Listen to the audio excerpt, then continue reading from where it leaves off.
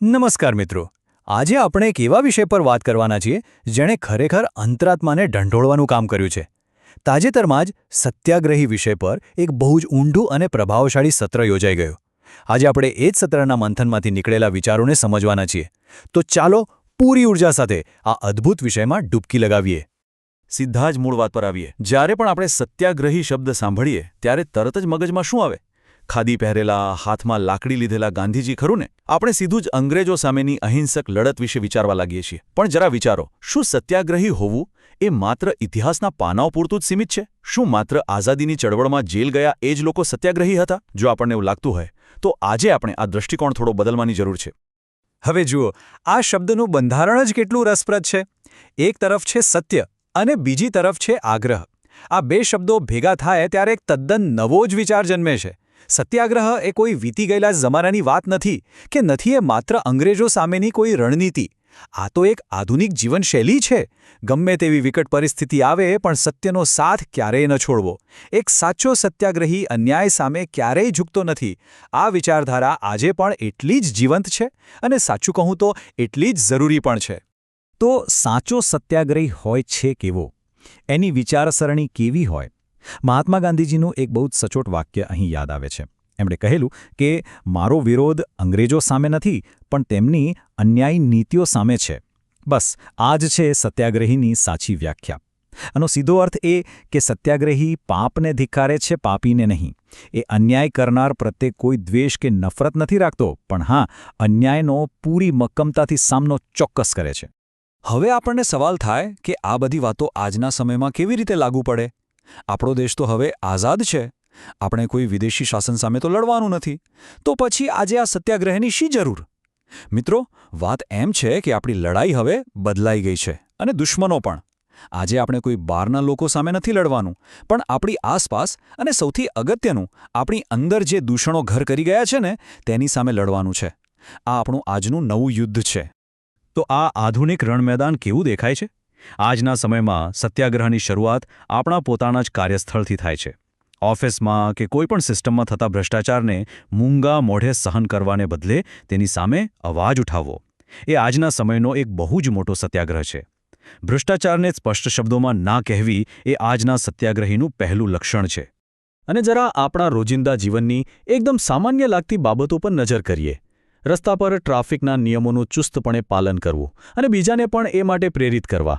સાંભળવામાં નાની વાત લાગે, પણ આ પણ સત્યાગ્રહનું જ એક આધુનિક અને નાગરિક સ્વરૂપ છે. કાયદાનું સન્માન કરવું એ દેશ પ્રત્યેનો આપણું સૌથી સાચો સત્યાગ્રહ છે. એ જ રીતે સમાજમાં જ્યારે સ્ત્રીઓ કે નબળા વર્ગ પર અત્યાચાર થતો હોય ત્યારે માત્ર મૂક પ્રેક્ષક બનીને જોતા રહેવું એ પણ એક ગુનો જ છે. એમની પડખે ઊભા રહેવું, એમના માટે અવાજ ઉઠાવવો એ આધુનિક સત્યાગ્રહનું અત્યંત પ્રભાવશાળી પગલું છે. મૌન રહીને અન્યાય સહન કરવો એ સત્યાગ્રહીની નિશાની નથી. સાચાની તરફેણમાં બોલવું જ પડે. પણ મિત્રો, હવે હું જે વાત કરવા જઈ રહ્યો છું તે આ આખી ચર્ચાનું શિખર છે. આપણી સૌથી મોટી લડાઈ બહારની દુનિયા સાથે નહીં, પણ આપણી પોતાની સાથે છે. આપણા પોતાના અહંકાર, આપણા ક્રોધ અને આપણા વ્યસનો સામે લડવું આ કદાચ દુનિયાનો સૌથી કઠિન સત્યાગ્રહ છે. જ્યાં સુધી આપણે આપણા આ આંતરિક દૂષણો પર વિજય નહીં મેળવીએ ત્યાં સુધી સાચા અર્થમાં મુક્ત નહીં થઈ શકીએ. બસ આ આંતરિક શુદ્ધિ જ સાચા સત્યાગ્રહીનો પાયો છે. હવે અહીં જુઓ, આ આંતરિક લડાઈ કેમ આટલી અગત્યની છે તે બહુ સુંદર રીતે સમજાવ્યું છે. એક બાજુ છે શારીરિક બળ અને ક્રોધ, જ્યારે બીજી બાજુ છે આંતરિક તાકાત, એટલે કે આપણું આત્મબળ અને નિર્ભયતા. પેલા મૂળ સત્રમાં બહુ જ સરસ વાત થયેલી કે કોઈના પર હાથ ઉપાડવા માટે કદાચ માત્ર ક્રોધ પૂરતો છે, પણ શસ્ત્ર વિના હસતા મુખે મુશ્કેલીઓ સહન કરવી અને છતાંય સત્ય પર અડગ રહેવું, એના માટે અસીમ ધૈર્ય અને મજબૂત આત્મબળ જોઈએ. અને એટલે જ તો કહેવાય છે કે સત્યાગ્રહ એ કોઈ નબળા કે ડરપોક માણસનું કામ નથી. એ તો વીરોનું આભૂષણ છે. જે વ્યક્તિ પોતાના ડર પર કાબૂ મેળવી શકે, જે ગમે તેવી કપરી પરિસ્થિતિમાં પણ પોતાના મૂલ્યો પર અડગ રહી શકે, ખરા અર્થમાં તે જ સત્યાગ્રહી કહેવાને લાયક છે. આ સર્વોચ્ચ હિંમતનું પ્રતીક છે. ચાલો હવે આખી વાતને આજના ડિજિટલ યુગમાં મૂકીને જોઈએ. અત્યારે માહિતીનો ધોધ ચારે તરફ વહી રહ્યો છે, ત્યારે આપણી નવી સામૂહિક ફરજ શું બને છે?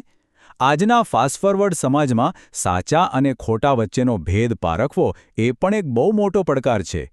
તો આવા સમયે સત્યાગ્રહીની ભૂમિકા શું હોવી જોઈએ? સોશિયલ મીડિયાના આ જમાનામાં તમે નોંધ્યું હશે કે ખોટી વાતો અને અફવાઓ આગની જેમ ફેલાય છે. આજે અસત્યનું જોર ઘણું વધી ગયું છે. આવા સમયે આપણા સૌની એ ફરજ બને છે કે આપણે ફેક ન્યૂઝનો સામનો કરીએ. જુઓ, જો કદાચ આપણે આગળ આવીને મોટેથી સાચું બોલવાની હિંમત ન પણ કરી શકીએ તો કંઈ નહીં, પણ કમસે કમ કોઈ ખોટી વાત કે અસત્યને ફોરવર્ડ ન કરવાનો કે એને સાથ ન આપવાનો આગ્રહ તો ચોક્કસ રાખી જ શકીએ ને. તો આ બધી ચર્ચાઓ અંતે આપણને ક્યાં લઈ જાય છે? આ આખી વાત આપણને યાદ અપાવે છે કે આપણા રોજબરોજના સ્વાર્થ અને ડરના આવરણ નીચે આપણા સૌની અંદર ક્યાંક ને ક્યાંક એક નાનકડો ગાંધી, એક સાચો સત્યાગ્રહી છુપાયેલો છે. એ બસ જાગવાની રાહ જોઈ રહ્યો છે. આપણા નાના રોજિંદા કાર્યોમાં સાચા નિર્ણયો લઈને આપણે આ સૂતેલા સત્યાગ્રહીને ફરીથી જીવંત કરી શકીએ છીએ. અને એટલે જ આ એક બહુ ઊંડા વિચાર સાથે આપણે વાત પૂરી કરીએ. શું આપણે એ પરિવર્તન બની શકીએ છીએ? કોઈ બહારના ચમત્કારની રાહ જોયા વિના જો આપણે સૌ આપણા રોજિંદા જીવનમાં નાની નાની બાબતોમાં સત્યનો આગ્રહ રાખતા થઈ જઈએ તો આ દેશને ફરીથી સોનાની ચીડિયા બનતા દુનિયાની કોઈ તાકાત નહીં રોકી શકે. પરિવર્તનની શરૂઆત હંમેશા આપણાથી જ થાય છે. આશા છે કે આજના આ મંથનમાંથી કંઈક નવું અને પ્રેરણાદાયક જાણવા મળ્યું હશે. જોડાવા બદલ ખૂબ ખૂબ આભાર. જય હિન્દ. વંદે માતરમ.